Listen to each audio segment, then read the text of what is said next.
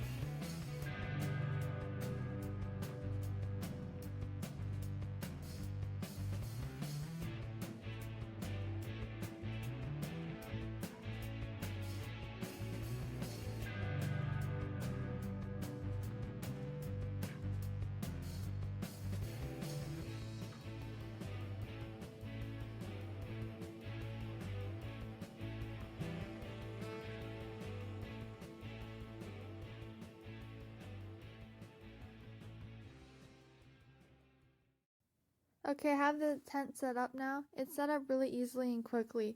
I didn't use the footprint this time because I set it up on grass. I also didn't use the line to tie it down in the wind, so I ended up only using 6 out of the 12 stakes. I also wanted to mention that you can set this tent up only using the footprint, the poles, and the rain fly. You don't have to use the inner tent. That way you save weight, but you won't be as protected from the bugs. Also, the orange color of this rain fly really attracts the bugs. There were many bees on this tent as I was setting it up. Here's the front door and the vestibule of the tent. It just zips shut here, and then there's this little flap that goes over it to protect the wind and rain from getting into the vestibule. The vestibule just stakes out here at the 2 corners. And then the poles attached to the tent here at these 2 corners, and the rain fly clips onto the tent, and then you can tighten the rain fly down with that little gray strap that's on each side, because the poles of this tent are like a Y, and then it hits once in the back here, and that it clips on again, and then tighten it with the strap here. And then at the corner I have the inner tent staked out and the rain fly staked out, and you can tighten it with these little black clip things. You can just lift up and it slides along the rope to tighten it, so you don't have to keep moving the stake around. The rain fly connects underneath there to the tent, and that way when you stake out the rain fly, it pulls the interior of the tent out and makes the inside of the tent seem bigger. I also wanted to mention that all of this green rope that is tied to the tent and the stakes all have reflective material in them so that you can see them at night and you don't end up tripping over them. There's also this vent at the top to increase ventilation and reduce the amount of condensation inside the tent. And there's these reflective tabs here on the outside where you would tie that rope to tie it down in the wind.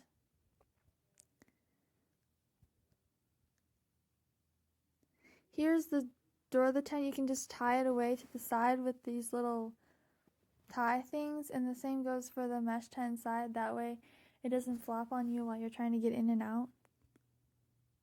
Here's the inside. There's mesh pockets on the left side of the tent and the right, and they're pretty large too.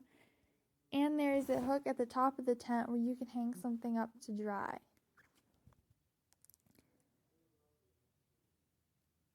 Here I am showing you my backpack and my shoes in the vestibule, and there's extra room in there still.